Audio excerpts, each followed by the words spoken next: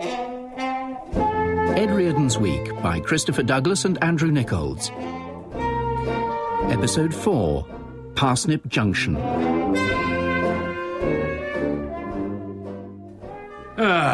Look at this, Elgar. It calls itself a database. They got me writing 27 episodes of Danger Mouse. It was 36, I remember that weekend very well. Had to miss the snooker final. Hardest 72 quid I ever earned. How does one correct this? Oh, update information. Yes. Enter zip or postcode. Right. Type in the letters you see in front of you. Well, how am I expected to do that? It's all wavy. There's an M and a Z run together. Was that a 74? Let's try anyway. Incorrect. Well, no, my friend, it's you that's incorrect, not me. That's why I'm trying to put it right. I mean, this is how historical myths get perpetuated. It'll mislead Danger Mouse PhD students for centuries. It could be like the Zinoviev letter all over again. No, that's not it. The Zinoviev letter, Elgar, was a fabrication by the right-wing press to destabilise the Labour government. This, I imagine, is our daily dispatch from the Indian takeaway. Why they feel it necessary to put 12 menus through the letterbox, I don't know. Perhaps it reflects the new national confidence. No, from the agency. Now, these will be my author copies of the Kevin Peterson audiobook. Excellent. Just one. And the jewel case is cracked. Oh, for heaven's sake. No, Elgar, you can't eat that. I know it says a century of sizzling barbecue recipes. Yum, yum, Stephen Fry. How does he know? He's never read it. Mind you, I don't suppose Kevin Peterson did either. Oh, this is absolutely infuriating! What's the matter? Well, Ping, it's just that I have 3 important family occasions coming up. Confirmation, a christening, and my grandson's first birthday. I don't know what you're talking about, Ed. Well, I can't not send anything, can I? What sort of skinflint would that make me look like? I was relying on being able to use my complimentary 3 author copies, instead of which I received this solitary broken one. I never sent you that. No, I suspect you didn't. It's got the correct postage on it, for one thing, and a useful thick rubber band round the compliments slip. Though it's signed P, curiously enough. Any kisses? 2 and a smiley face. She is in such trouble. Pie, in here immediately! I know that I haven't been to get the fairy cakes, but I wanted to finish cleaning the hard drive to make the computers go a bit faster.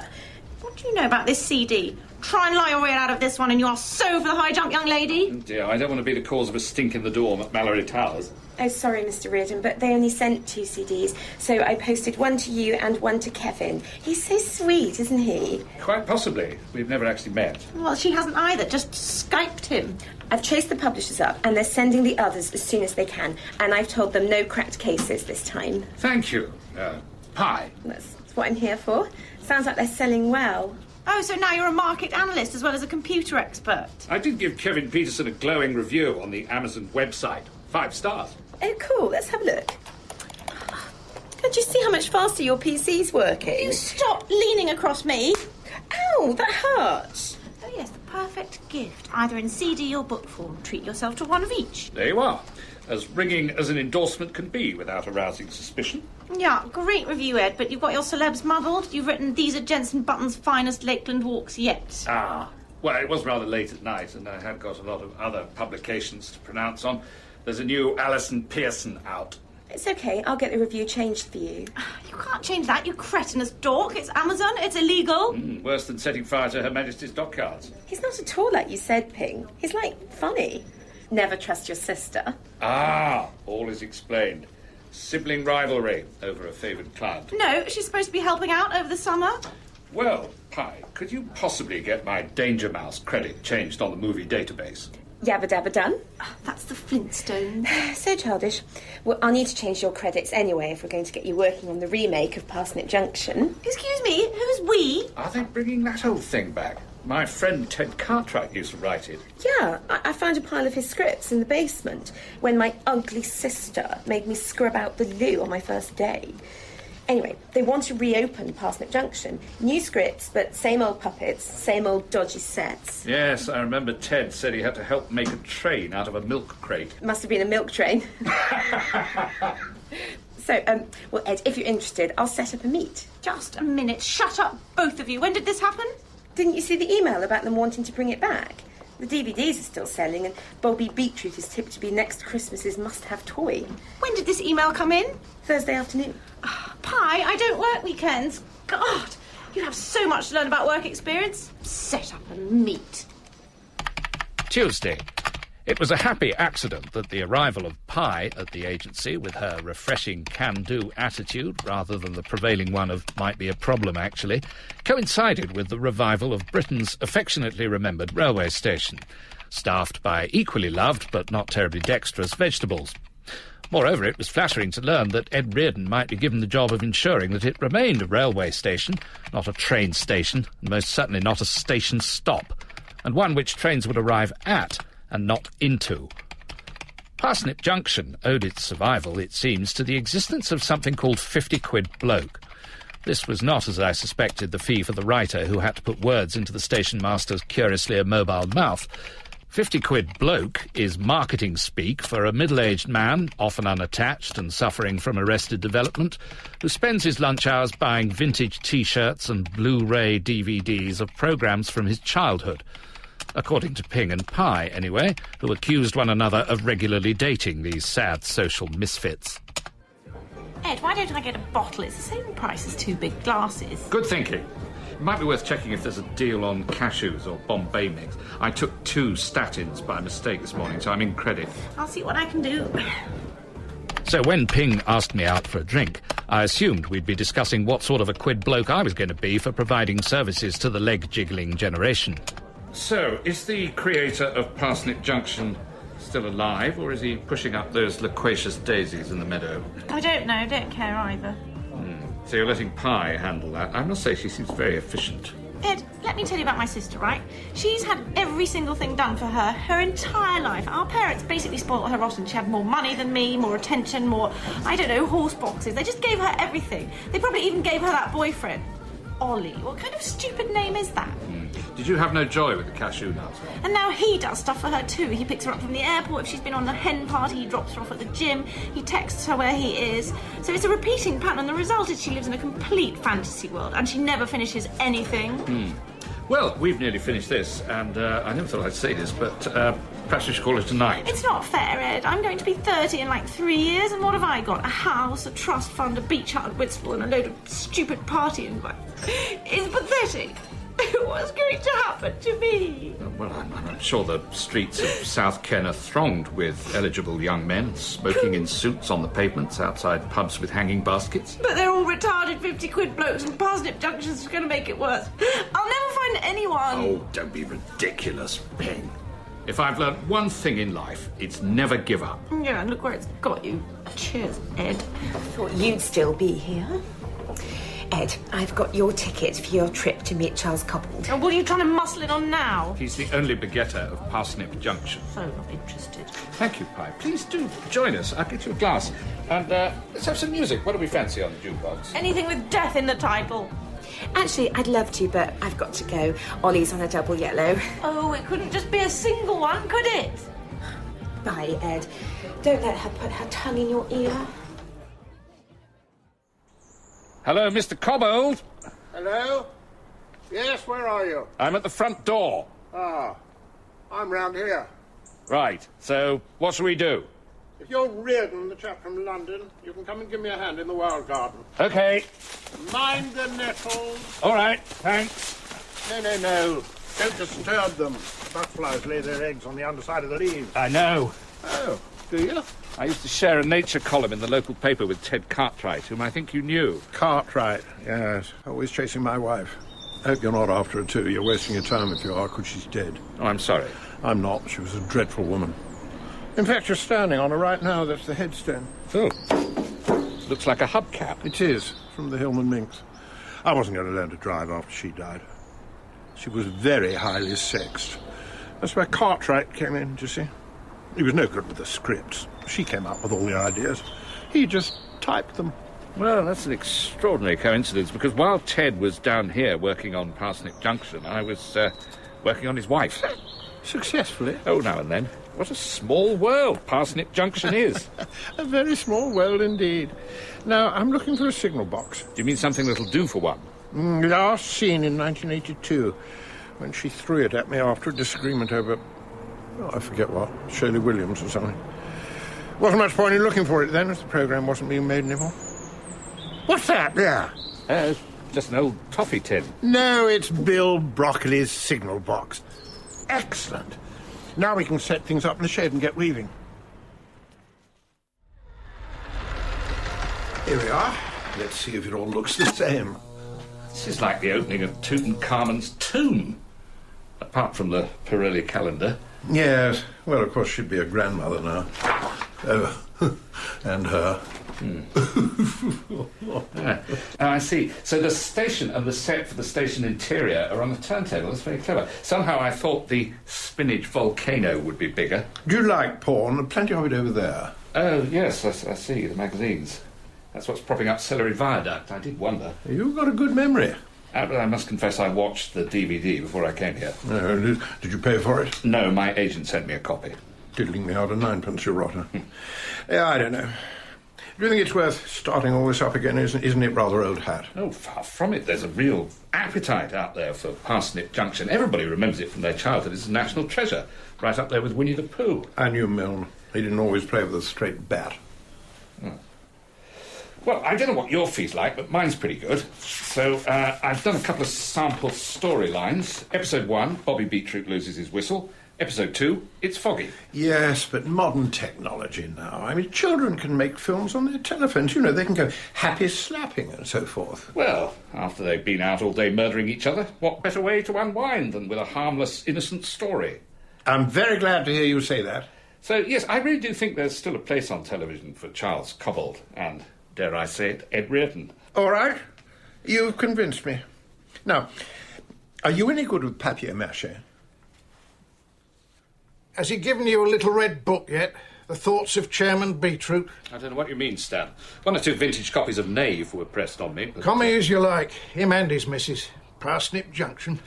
Moscow Central, more like. Don't listen to him, Mr. Reardon. Stan sees a conspiracy in everything, on TV, everywhere. No, I don't. I like Claire Balding. He even thought the new self-checkout at Sainsbury's was a plot to bring down society. Have you been there on a Saturday morning? It's anarchy, nothing less. Well, Stan, you may be right about the self-checkouts being part of the new axis of evil, along with customer services and colleague announcements. But I think you're wrong to read anything too sinister into Parsnip Junction. Been brainwashing kiddies for years, that programme. Everything belongs to everybody. Don't bother buying a train ticket. Yes, but the vegetables would have difficulty handling money, even if they had pockets to keep it in. You did something wrong in the Wombles. You paid for it. Andy Pandy stepped out of line. Back in the basket. It's called British Justice. If you do write it, could you have an episode where Bobby has a little romance with Mrs. Butterbean? 'Cause she's on her own, like me. Oh, sorry, I'm late. Supermarket trolley swallowed me token, so I had to go to customer service. See, won't be long now. They nearly got us where they want us. Have I missed anything? Hello, Pearl. The class was just embarking on an interesting discussion about the wisdom, or otherwise, of modernising well-loved classics. And then the Red Menace raised its ugly head. No, it didn't, Stan. That's all in your head. You're reading ugliness into something that's nice and a little bit sad. Oh, especially when Bill Broccoli set fire to the haystack when he was brewing a pot of tea. Invasion of North Vietnam. Scorched earth policy. Olive, I think in fairness to Stan, we must allow that each generation takes what it wants from an enduring piece of art, however far-fetched that message may appear. I hope you're not talking about Parsnip Junction. That's why I was in Sainsbury's. I've just bought the DVD for my grandson. How old is he? 40? Still not grown up yet? That's not very gallant, Stan. He's only 6. That's when they get 'em. Catholics. Scientologists. Oh, here he goes again, and the Freemasons. Yeah, them too. No wonder the country's in the mess it is, when the nation's youth have their minds pumped full of lefty propaganda, and now it's available to their kids all over again. Well, Stan, whatever contribution I make to Parsnip Junction, I'll endeavour to keep it as free of political content as a vegetable-based children's series can be. I'm starting to wish I got Bagpuss now. For once, the writing class exceeded its allotted 3 hours, thanks largely to Olive jumping onto the conspiracy theory bandwagon with her long-held conviction that Paul McCartney's barefoot appearance on the cover of Abbey Road proved beyond a peradventure that he came not from Liverpool, but from Great Yarmouth. But before they dispersed to their respective bus stops, I was able to present Stan, my landlord, with a cheque for last month's rent, courtesy of my commission from Parsnip Junction. The fervent and possibly forlorn hope being that his conscience wouldn't allow him to cash it. Oh, hi, Ed. Oh, hi. Where's Ping? Have you done away with her? Yeah, cut her up and buried her under her beach hut. Yeah, I thought your family would have had people to do that sort of thing for you. No, I'm having to do everything as usual. Very efficiently, too. Oh. So, would you be able to give me the next tranche of my Parsnip Junction fee? Let's have a look at her list. Don't forget to do. Really, really don't do. Oh, no, sorry, you're in that column. When's Ping back? When does the Whitstable Oyster Festival finish? You tell me. Anything to get a bloke. Look, I just had to pay my rent. How am I going to live until there's an hour in the day or whatever it is? Well, you'll get everything you need at Parsnip Junction. Charles wants you to go and stay with him. No, I don't think so. Have you seen the way he lives? There's no hot water. He grows his own characters. Get Ping on the phone now, please, Pie. Oh, this is what happens, you see. She always dumps me in it. She always gets out of doing stuff. I mean, this is what I've had to put up with all my life because she's the clever one. Like, when we were kids, she goes off to Beirut or wherever they do the operas for the weekend, and who has to scrub out her horse box? Me. This is what my generation calls a Rashomon moment. What's bacon got to do with it? I suppose there are different degrees of cleverness. Ping would probably have thought Rashomon was some kind of medication. Yeah, I'm not unclever, but at home it's always brilliant Pandora and poor little Pyrocanthus. Ah, that was going to be my next question. Well, my next question but one after can you lend me the train fare to Sevenoaks? A few days with vegetables that don't talk back might be just what the doctor ordered. Well, I'm really, really not supposed to do this. Look, it's got a red highlight on the list. But would 20 quid do you? Now, where were we? Shot 187, the Market Day special pulls into platform 2. At what point does Bobby discover his whistle's missing? What are you eating, Reardon? Just a health biscuit. I've just given you half a tin of Frey Bentos for lunch. They were handing out free samples at Charing Cross yesterday. Is that why you missed the first train? Yes. I went round to get a second biscuit. Had to wait a few minutes so the girl in the sash wouldn't recognise me. 2 free biscuits? Yes, but I'm afraid I had the other one after the Frey Bentos supper last night. But to return to Bobby's whistle, the script has him dropping it in the signal box, but for the geography to work, might it not be better if he lost it in the spinach volcano? Or indeed, is there a whistle at all? Well, as the episode's called Bobby's Missing Whistle, that might be construed as selling viewers short. No, I mean, surely he has to find the whistle inside himself for the metaphor to work. No metaphor in my script. Never written a metaphor in my life. I did put a character in Danger Mouse called Granada Accounts Department Can Rot in Hell, but David Jason couldn't say it, so it was changed to Graham. Well, that was your mistake, Reardon. To get a political message across, you have to employ an element of subtlety if you're to influence impressionable young minds. Now, if we light that potato from below, he'll look like Vince Cable. I did wonder if Parsnip Junction might have a hidden agenda. Well, of course it does. You don't think I muck around with these vegetables and old tins for the heck of it? How else am I going to bring down this wretched coalition? I'm 82, for God's sake. Are you with me or against me? I'm more than willing to bring anything down, especially if it's going to generate worldwide residuals. Why rock the boat? Indeed. A few more radishes on the down platform. It is market day. I'm afraid I've eaten some of them, but, well, that's writing. As Faulkner said, you must kill your darlings. Well, you'll have to go and pull out some more. But before you do, there's a box of smoke pellets on the shelf by the pile of men only. Light up the volcano, would you? There's a good chap. Right. By the way, where do you stand on Zionists? Do you know, I think I'm happy to be guided by you on that. This one's damp. I better try another. I've had that chap from Hollywood on the blower, Spielberg. Oh, yes? Yes, talking all kinds of rot about wanting to buy out Parsnip Junction, whole kit and caboodle down to the last pipe cleaner. Should I tell him to jump in the lake? No, don't. Think of all the millions of impressionable minds you could influence then. It wouldn't be just the coalition, but the whole capitalist system you'd bring down. Wouldn't that be just the ticket? I'm going to light another one of these. Show him the British are coming. Well, steady on, Reardon. Those pellets are from my time in the SOE.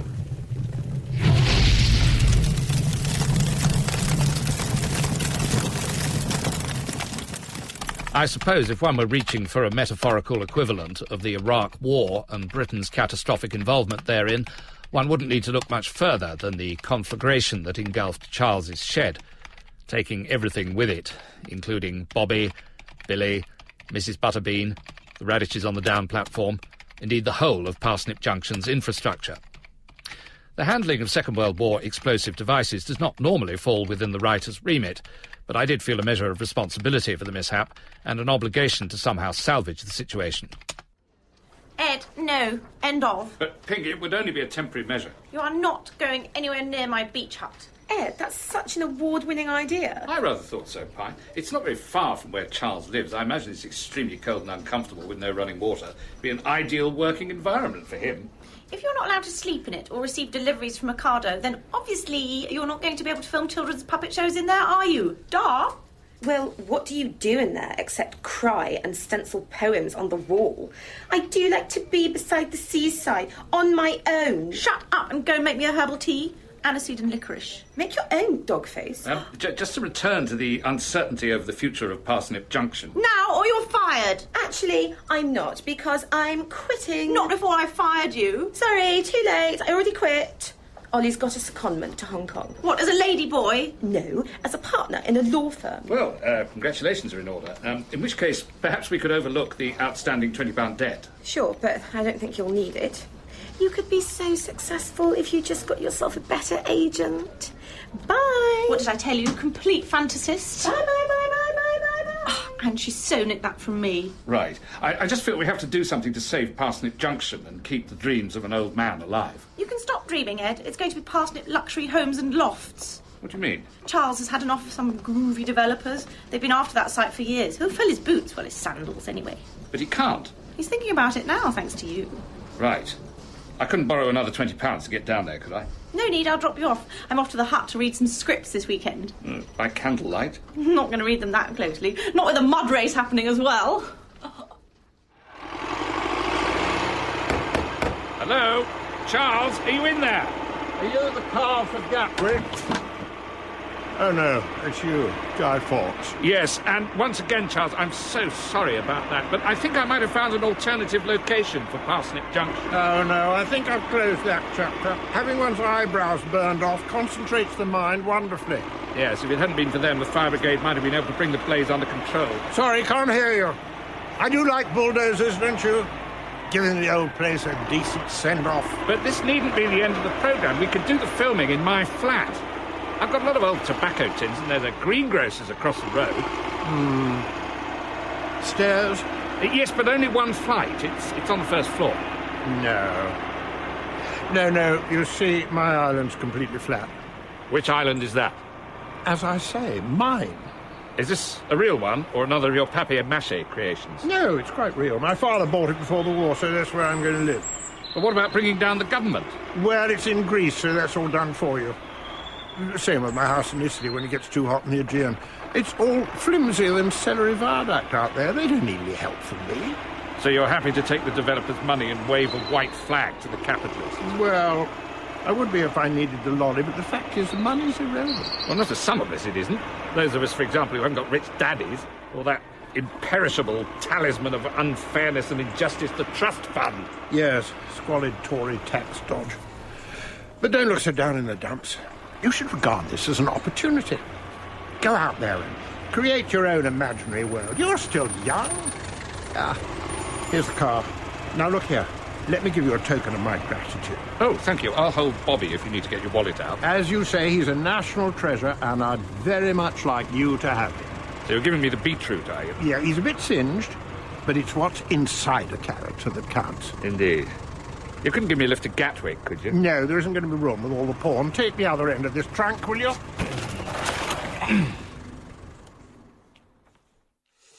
So, there we are. You may think you know what you're dealing with, but believe me, Elgar, you don't. It's like Chinatown. Oh, sorry, have I said that before? So, what lessons do we take from this particular episode of Parsnip Junction? I know you're in there, Reardon. I can smell the smoke. I think we're about to find out.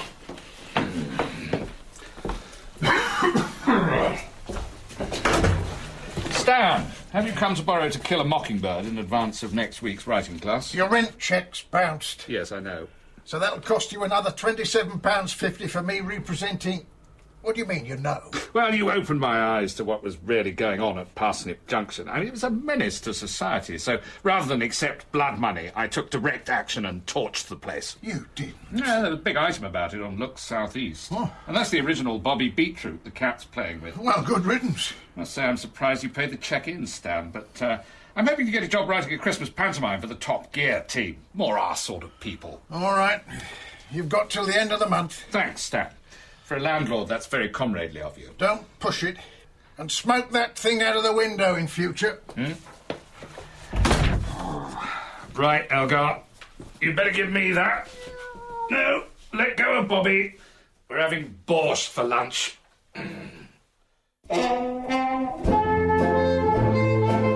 Ed Reardon's Week starred Christopher Douglas, Stephanie Cole, Rita May, Baronka O'Shaughnessy, Geoffrey Palmer, Katie Wicks and Jeffrey Whitehead.